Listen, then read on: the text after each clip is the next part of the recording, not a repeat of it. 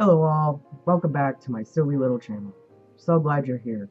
Today, we'll be discussing a subject that I'm sure a lot of us longtime furries have had on our minds lately, which is, has furry lost its whimsy?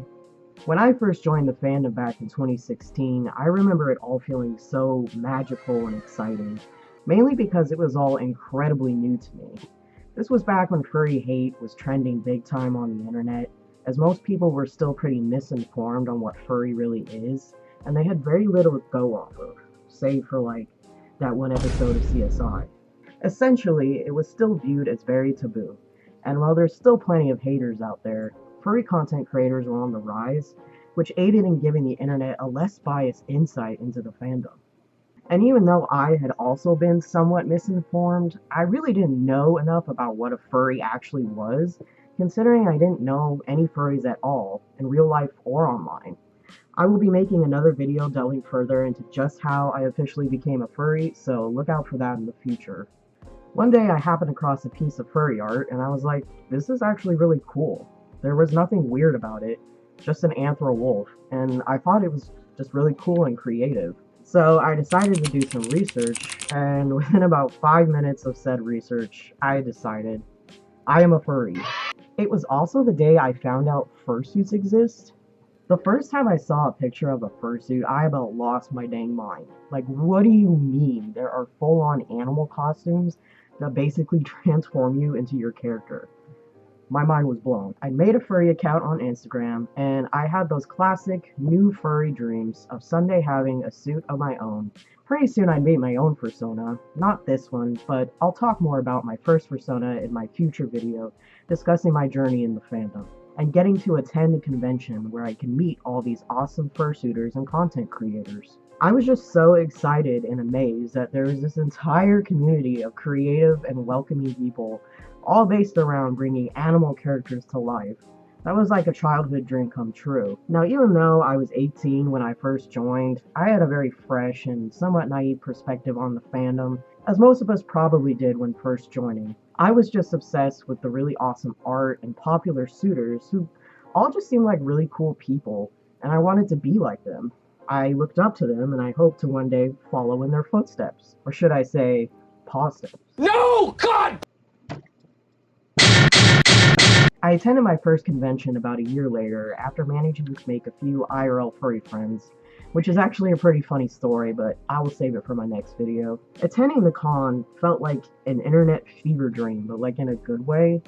It was a small convention in its first year, shout out to Anthro Northwest, but they got a lot of popular furries to come out for it. It was so wild seeing all these suitors that I'd only ever seen in pictures and videos on the internet, as well as getting to meet up with friends that I'd made on the internet for the first time. Everyone was so nice at the con. If we never met before, I found it fairly easy to talk to people there. As someone with a lot of social anxiety, I learned pretty quickly that for the most part, the fandom was a safe space for people like me.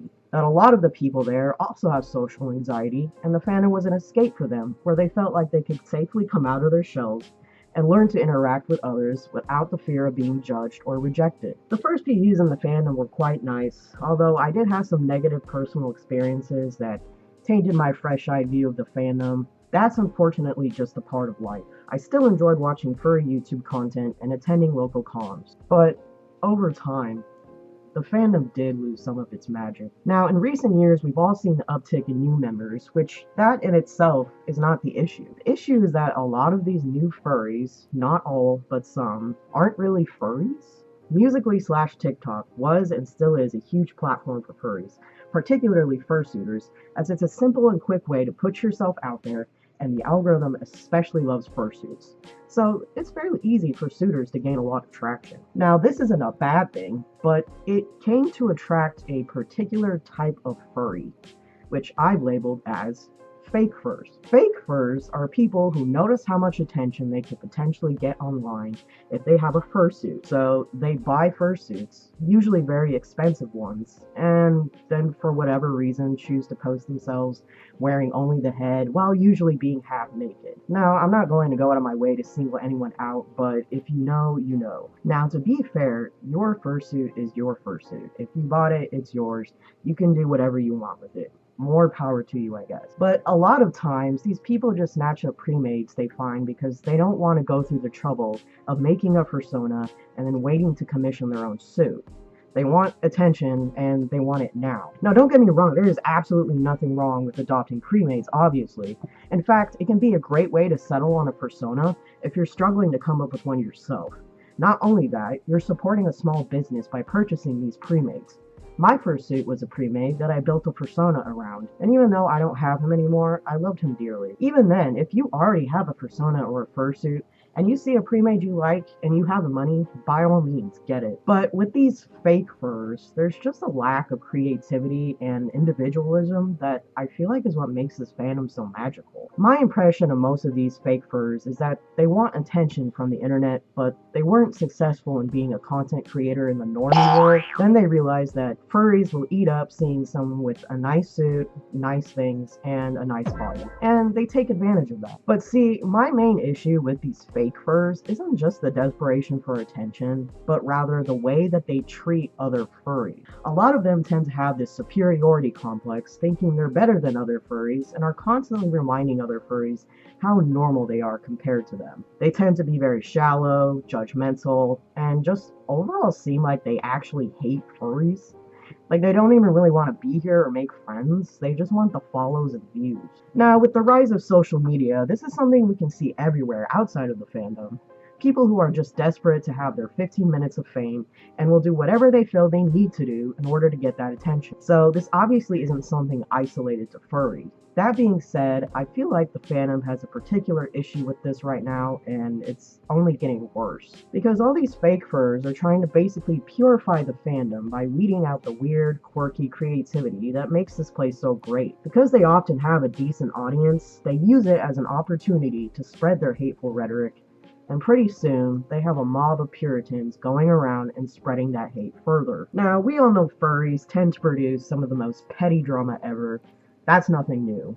But I feel like along with the uptick in fake furs, there's also been a rise in even more pointless bewares made by miserable people who see furries enjoying harmless things and decide that because they don't like it or understand it, it must be bad. I am so over this nonsense, guys. We've lost the plot. This fandom was founded by quirky, queer adults as a place for people to come together and indulge in fantasy while making like-minded friends. Like I said before, a lot of people in this fandom struggle with making friends in the outside world. A lot of us are on the spectrum, so we know how hard it can be to find a place we feel like we truly belong. And a lot of us have dealt with bullying and rejection because we're seen as too weird or different. Furry is weird, but weird is not a bad thing. We like weird, that's why we're here. It's also meant to be a safe place for LGBTQ+, and with today's political climate, that is something we need now more than ever. But with the surge of fake furs, we're also seeing a lot of bigotry against queer and trans people, which is honestly really disheartening. A majority of the fandom is still made up of queer people, but bigotry is making a loud and obnoxious comeback, and the furry fandom is no exception. I just don't understand inserting yourself into a space like this just to do nothing but hate. Like, why even bother? Are you that lonely and miserable? Yes, the answer is yes. But these people, instead of using this as an opportunity to find acceptance and confidence and just being yourself and living your life, they choose to reject the acceptance and tolerance that they could easily have. They choose to project their own securities on everyone else, making the space hostile and unwelcoming. Now, believe me, for every bad furry out there, there are at least 10 good furries. It's just about choosing your company wisely. This fandom has no shortage of cool people who are all here for the right reasons, but the people with the worst opinions typically have the loudest voices, especially on the internet. The furry fandom relies heavily on the internet, which in itself isn't a bad thing. Some furries prefer to keep everything online, bringing their personas to life through art, role-playing, etc. They have no desire to bring human identity into it. It's just part of the magic for them. But it can also make it difficult to ignore all the drama and negativity, as like 99% of furry discourse occurs only online. We spend far more time scrolling through social media and interacting with other furries there than we do at cons or meetups, because the internet is just far more practical and convenient. Not everyone is capable of attending cons, and some people just can't find other IRL furries in their area, so they engage in furry through the internet. This can lead to becoming chronically online, which really just means that your only source of interaction is spending hours and hours doom scrolling through social media and absorbing all the negativity there. And this is exactly why I realized how important it was for me to step back from furry social media, or social media in general. I used to be a lot more chronically online, and it actually ended up sucking a lot of the joy out of the fandom for me. I even ended up leaving the fandom for a period of time because it got so bad. I wasn't even a part of any of the drama. I was just seeing it everywhere, and it really took a toll on my mental health. When I returned, I limited my social media consumption heavily, and I found that that really worked for me. By limiting my scrolling and focusing on interacting with my friends, I was actually able to rekindle some of that furry magic for myself. I'm also very lucky to have lots of cool IRL furry friends, and hanging out with them reminds me of why I joined the fandom in the first place. So if you are like I was, and you're finding that the negativity and drama are making the fandom feel like a not so welcoming space, I highly encourage you to try what I did and limit your social media consumption. Unfollow or block people if you have to. I've unfollowed a lot of people who weren't necessarily bad people, but they only ever talked about drama, and I didn't want to see that anymore. It wasn't doing me any good. Remember to prioritize yourself and your mental health, and the right people will come along. So, the big question is though, has furry lost its whimsy? Well, yes and no. This is very subjective and relies heavily on the perspective of each individual, but there are some objective differences within the fandom when we compare it to how it was 10 plus years ago. Objectively, yes, there are things that will never be the same. The fandom isn't going to get smaller, only bigger, and there are parts of it that have become mainstream, even commercialized and monetized, i.e. furry heads at Spirit Halloween, or fursuit parts being mass-produced and sold on websites like Temu. Now, I'm not criticizing making fursuits more accessible, as suits are a luxury that many cannot afford. So if you want to buy a cheaper alternative, that's valid. But it was kind of wild seeing that transition from fursuits only being made by other furries to seeing fursuit parts being sold everywhere, albeit cheaply made, but you get what you pay for, and some of them are still pretty decent for like a quarter of the price. This ties in with the fandom becoming less about community and more of a popularity game. I remember when I first joined, a lot of people were trying really hard to normalize furry, as it was still getting a lot of genuine hate. These days, it's almost trendy to be a furry, if you have a fursuit, that is. On the subjective side of things, yeah, there are things about being a furry that lose its magic it had in the beginning. Your first con is very exciting because it's new, and you get to meet people that you otherwise wouldn't be able to, like your favorite furry content creators. You get to see fursuits for the first time in real life, and let me tell you, that is a super exciting experience. But after that moment, it's never quite the same.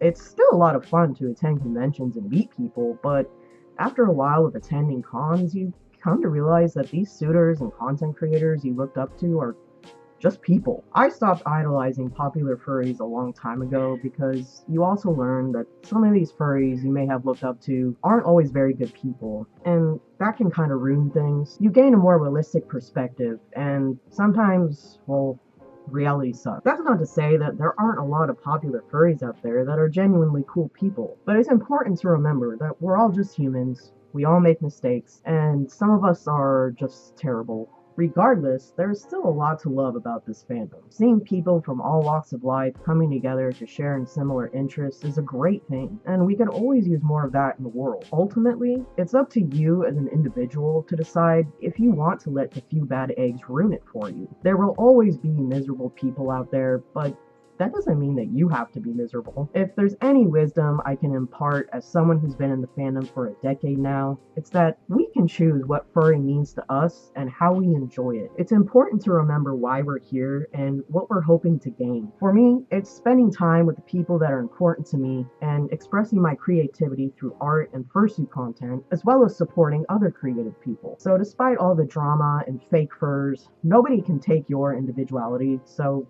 don't let them take your joy and whimsy either. We're all just here to have a good time and make the most of our lives by embracing the weird and the fantasy, so don't let anyone stop you from living your best furry life. Thank you so much for watching. Remember to like and subscribe and comment down below if you have any ideas for a next good YouTube video. I love taking suggestions. In the meantime, have a great day, stay safe out there, stay furry. See you later.